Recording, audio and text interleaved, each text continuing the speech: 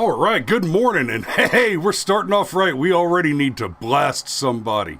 Want to become famous? By followers and viewers on Shut the... Blocked. Okay. Good Lord, looks like I've got Jamie, I've got Cameron. Cameron, you were not first. Jamie beat you by 31 seconds. Whoops. And Steve, you're right. Cameron should absolutely be here for this show, but circumstances beyond control. It's we're gonna have to forgive him this one. And you know what? It's not even forgive him this one. It's not just that I would prefer to have Cameron on the show for this. I know Cameron wishes he could be on the show this morning because this is something that he and I have been talking about all week, and he definitely wants to talk about it. But rest assured, I'm certain that we will be revisiting the important details of this particular story, this court decision, in the future on other cases. So let's just go right ahead with it. We're talking about the Supreme Court case of Caniglia versus Strom, and God, okay, there's so much that I want to talk about here. I've been working on it for the last 2 hours, trying to organize my thoughts and kind of map an efficient through line to discuss the topic. So I'm going to start with just a basic summary of what happened. The case began when this man Caniglia, he and his wife were having an argument. He set an unloaded gun on the table in the middle of the argument and said something to the effect of, "Fine, just shoot me now." She called the non-emergency police line, and the police came. They spoke to him, and they encouraged him to basically seek psychological medical attention, right? And he argued with them. He said he didn't think it was necessary, but he went ahead and consented anyway and allowed them to take him in. The police convinced Caniglia to go to the hospital for psychological evaluation, despite his disagreeing that his behavior was abnormal or agitated. Okay, so that's where it started. While he was on his way to the hospital, his wife told the police that he had 2 pistols in the home. This was the first error. This is not only a conversation that I've had with my wife, but it's a conversation that I've had with my children. Okay? I don't dislike the police, but I do distrust them. There's a fantastic YouTube video out there. I think it's a solid hour long. And I believe the title is just straight up, "Don't Talk to the Cops." And this attorney goes on a long diatribe about all the reasons you should never, ever, ever talk to the police. Right? And one of the cases he describes involves a woman suing an attorney, and she files and says that the attorney assaulted her. And the attorney, when the police come to deal with the situation, the attorney says something like, I didn't mean to hurt her. And so when it got into the courtroom, even though he didn't actually say, I straight up assaulted her, they were able to take that, "I didn't mean to hurt her," because apparently the story was he just kind of bumped into her in the hallway and she pitched a temper tantrum. And they turned that into a confession of at least the base facts that there was contact. I'm butchering this story. He goes into great detail on it. And then he has a police officer come up after he does his whole diatribe about all the ways that talking to the cops can be abused and used against you. Because remember, the police, it's not that police lie. right? It's not just that police will lie. It's that they are actively encouraged to lie by the profession and by their superiors, and that their lying has been absolutely sanctioned by court decisions. It is perfectly within the law and within the training given to police to lie in order to convince you that they have information that they don't have, to scare you into giving a false confession. And it's done constantly.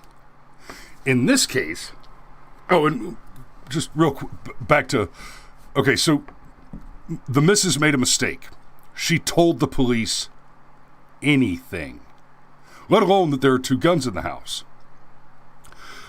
As near as we can tell, Mr. Caniglia was absolutely within the law to own those weapons. There's nothing here that suggests that he was a felon or in any other way prohibited from owning the firearms.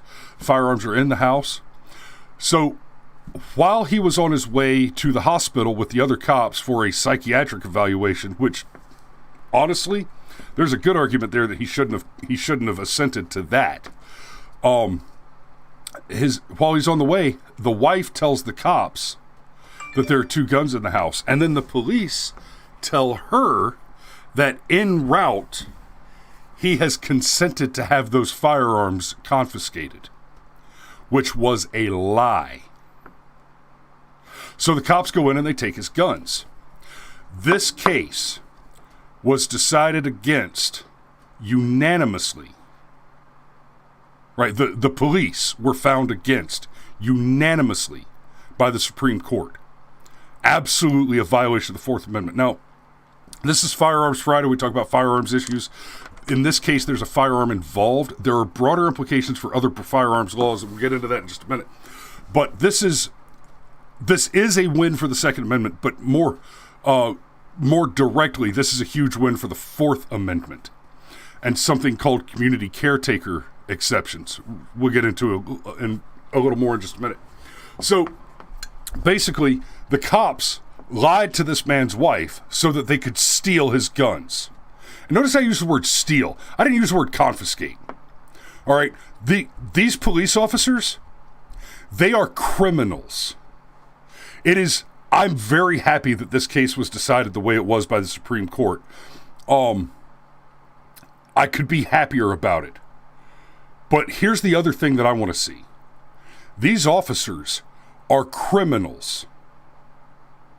They violated this man's Fourth Amendment right. They used deception and subterfuge. They lied to this woman. All right? They should be incarcerated like any other confidence artist. They told a lie in order to obtain property illegally. They are criminals. They should never wear a badge, and they should never carry a gun under the color of law again.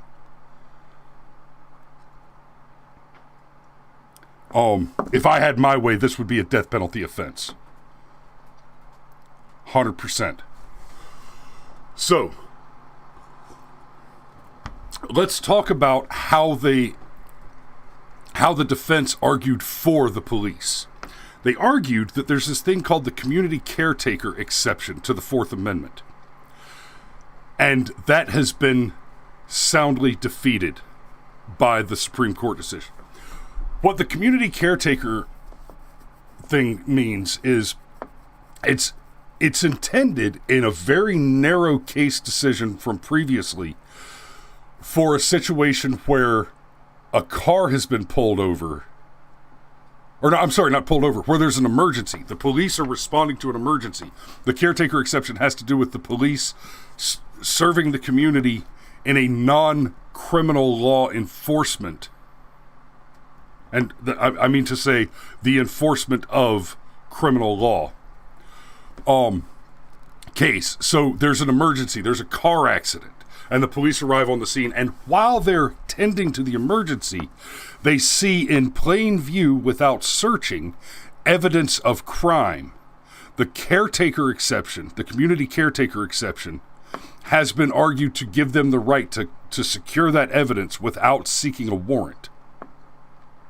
So what they argued in this case is that once they were made aware that there were firearms in the home, that in their capacity as community caretakers, they were allowed to enter the home without a warrant and confiscate, seize that property, steal this man's guns. So he filed suit to get his guns back. This needed to be a criminal complaint. And I hope Mr. Caniglia recoups a massive bill of damages from the city.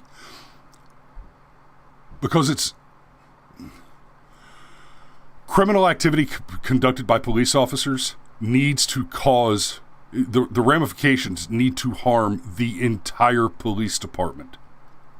Right? This is one of those places where group punishment is absolutely warranted and valuable.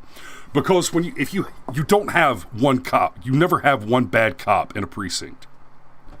You do not have one bad cop. One bad cop cannot do much without a conspiracy. And for a conspiracy of bad cops to be happening in any given precinct means that the leadership in that precinct has failed miserably. So the damages awarded to victims when they successfully file against a police agency in that regard, and this goes for any government agency, needs to be so devastating financially that no responsible government under which such an agency falls could even consider for a moment not firing everybody even tangentially related to the case. Every time that you could point at evidence and prove corruption in any government institution, it should be like a firebomb going off and obliterating job after job after job after job of that institution. And it should be done very, very publicly. If you're ever wrapped up and part of a movement of corruption, a conspiracy of corruption within any government agency, your name should be headline news. It should cost you personally, financially. And going forward, anytime we can identify that kind of corruption and launch that kind of a firebomb, everybody involved needs to become unemployable in perpetuity.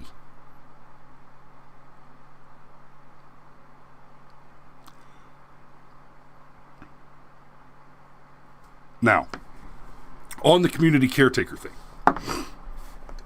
what we got from the justices, the 9-justice unanimous decree, is that there is no community caretaker exception. The decisions that they wrote, honestly, seem to even call into question whether or not the original intent of the community caretaker exception was ever valid to begin with. When you look at the idea of the community caretaker exception, I want you to keep in mind two cases: DeShaney versus Winnebago and Castle Rock versus Gonzalez. In both of these cases, there were repeated stacks and stacks, repeated complaints and warnings to police that there's a situation where children are in danger. The city chose not to allow the police to interfere, and the result was dead children. Now, this isn't like all of a sudden these kids were murdered out of the blue, nobody knew it was coming, and these people are suing their cities for not, using their frickin' Minority Report pre-crime to predict the crime and come out and save the children. No. There's somebody who keeps threatening the children and he's going to hurt or kill them. Please, please, please help us, help us, help us. And the city said, nah, meh. And the court decision, the Supreme Court ruling, was that they have no duty to defend. I've talked about this on the show several times in the past.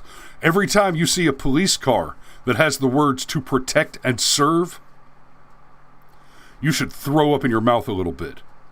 because they have no duty to defend. They do not have a duty to protect you. It is not the job of the police to protect you. It is not even the job of the police to prevent crime.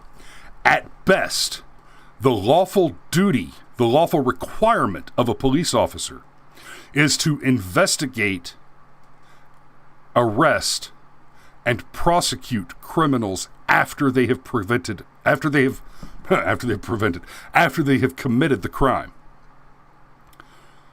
The police officers do not have jobs if crimes are not being committed. Right? Which is to say that in a perfect world where there is never a crime, the police officers are useless.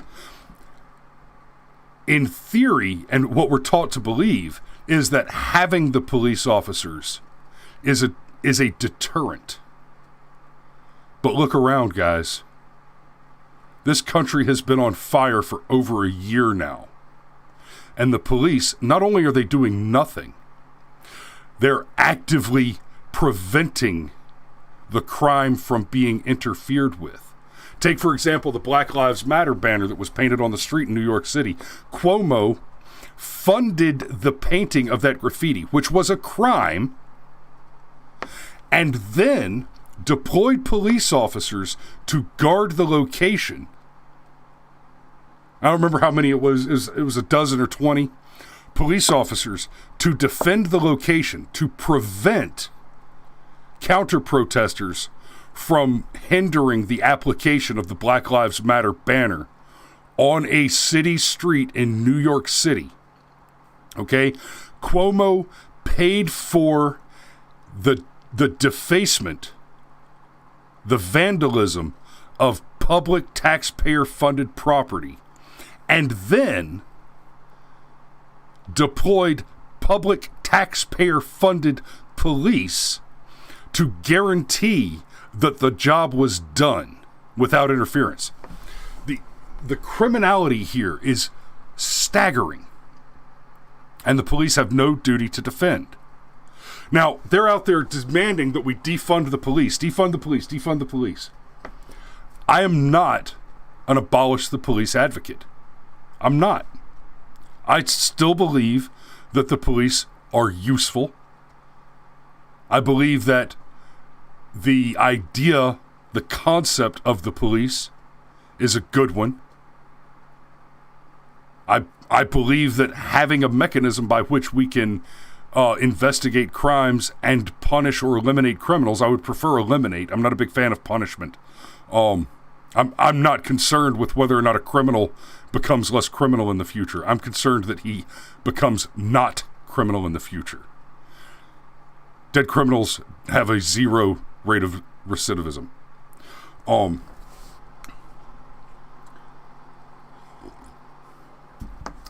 Steve asks, can we demilitarize them at least? That's a more complex conversation. And I don't want to get off on that tangent right now. I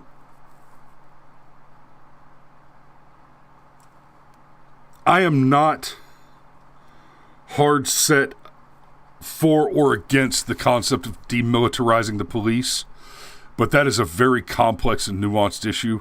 We do actually have problems in this country that include heavily armed and militarized organized criminal organizations. So part of the problem with the demilitarization argument with the police, there are military equipment being used. Yeah, see, Steve, you say your town doesn't need an MRAP, but are they using the MRAP for highway patrols, or do they have one? Because I would much rather have an MRAP and not need it than not have an MRAP when I do need it. Your town probably doesn't need an MRAP yet. But let's not ignore your terrifying proximity to the greater metro Atlanta area, which is a cancer that is constantly spreading. So, And I don't have a whole lot more to go down on this. I think I've pretty well covered the topic itself. This is more a Fourth Amendment win than a Second Amendment win, but I do want to spend a little time on the actual decisions. Now, Justice Thomas wrote the decision. I hope y'all saw the thumbnail. I was pretty happy with that, with the artistry in that particular thumbnail. I'm amused by it. And I'm exercising my right to bear arms, just like you should. But Thomas's decision was very sweeping, and it was signed on to by Barrett, Sotomayor, and Kagan, and I'm forgetting one of the names. But what's interesting and somewhat alarming, Robertson Breyer wrote a separate decision and concurred on it. And they wrote a decision separate from Thomas's to preserve the emergency interference clause. And Kavanaugh and Alito, and this, it surprises me to see Alito here. Kavanaugh, I've talked about Kavanaugh quite a bit. Obviously, there was a big controversy around Kavanaugh's appointment to the bench, and at the time, I would have preferred any other I still would. I would still have preferred any other conservative justice, basically. I mean, obviously with some caveats, but when Kavanaugh... Okay, Steve says the 9-0 opinion has me confused. Okay, so on that real quick. Thomas wrote an opinion that kind of puts a little more spine into the Fourth Amendment and gets rid of it kind of evacuates the idea of the community care exemption to the Fourth Amendment. Everybody agreed that the community care exemption was not legitimate in this case and does not protect the homes. So the community care, like I described a minute ago, the idea is the police respond to an emergency situation, and the community care exception was really, I mean, it's very narrowly tailored to emergencies involving motor vehicles, where the officer can see clearly evidence of a crime in the car. They could secure that evidence without a warrant because of the emergency nature of the situation. There's the concern that the evidence will not be, that it will be impossible to secure a warrant in a reasonable amount of time. All 9 justices agreed to that. But then Roberts and Bayer, and the liberal justices mostly signed on with Thomas in the broader, more significant decision, which means that 5 justice decision will be the ruling precedent going forward. But Roberts and Breyer sought to preserve the emergency clause and kind of keep it to the cars a little more. But everybody agreed that this absolutely does not extend to going into a person's home. And it certainly does not extend to confiscating firearms. Right? The presence of a gun is not evidence of a crime.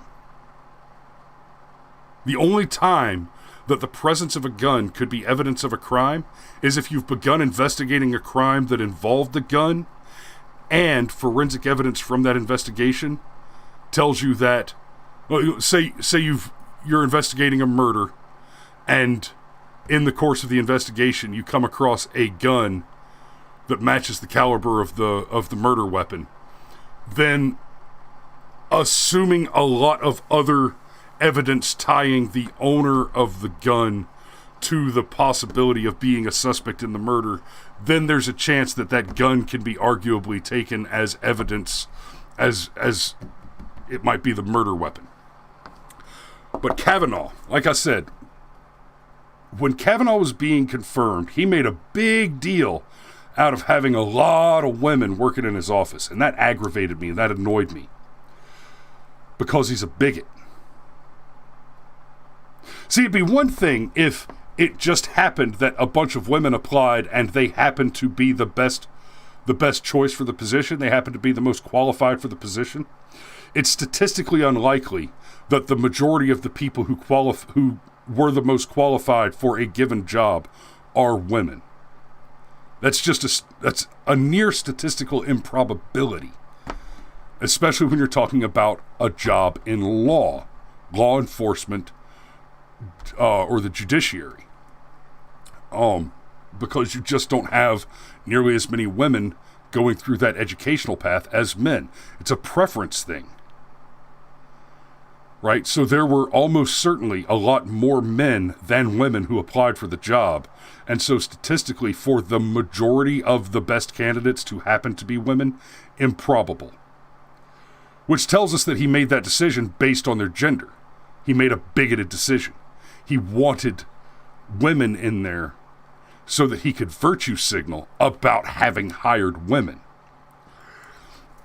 That he is the kind of person that's going to virtue signal on gender identity and identity politics, that makes me suspicious of him from the get-go. And in this case, Kavanaugh and Alito, and it really just staggers me to see Alito do this, they wrote a separate opinion which still agrees with the broader points about the Community Caretaking Act, but Kavanaugh and Alito went out of their way in the opinion that they signed together to say that this decision does not affect red flag laws. How could it not?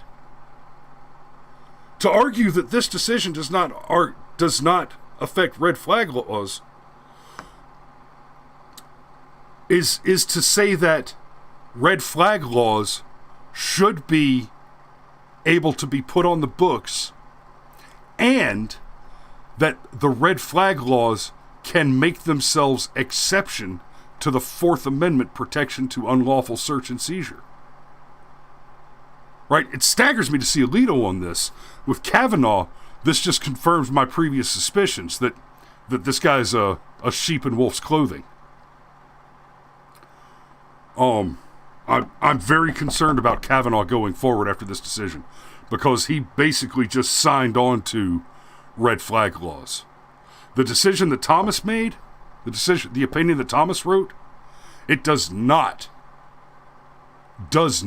say anything about protecting red flag laws against this decision, protecting red flag laws against the Fourth Amendment and the Second Amendment. Thomas did not try and solidify the red flag laws, but Kavanaugh and Alito decided, you know what? We need to take a stand here and defend red flag laws. And that alarms me. That alarms me enormously. So, I think that's all I've got for this topic this morning. And frankly, I just don't have it in me after I'm not in the bubbly mood that I'd like to be in to start reading about defensive gun use stories. So I'm going to go ahead and put a pin in it there. Y'all, it's the weekend. Many of you have been invited to a birthday party tomorrow. I can't wait to see you there. Jamie, if you're still watching, don't just send your wife over here, brother. Come on. Let's eat some sausages. You're going to have dogs and brats and a spy-themed obstacle course. Make sure you bring your cameras, those of you who are coming, because you're going to want to see the photo ops when we run our 5 and 6 year old little boys through the obstacle course that includes a Claymore minefield. Yes, Jamie, bring your camera. I'm going to send your boys through a Claymore minefield. It's going to be amazing. Smoke bombs and the whole nine. Ballin'. All right. So, y'all be safe out there. Be safe when you come to the party. We will be partying across 2 yards and 2 homes and having a big old time. And yeah, those photo ops are going to be amazing for your social there, Jamie and you guys. And we'll be running the karaoke machine in the garage for the girls. And yeah, be safe out there. Don't drive drunk. Don't fry bacon naked. Sex, drugs, rock and roll, farm animals, videotape, firearms, and bungee cords. No two at the same time. Y'all be safe. Take care.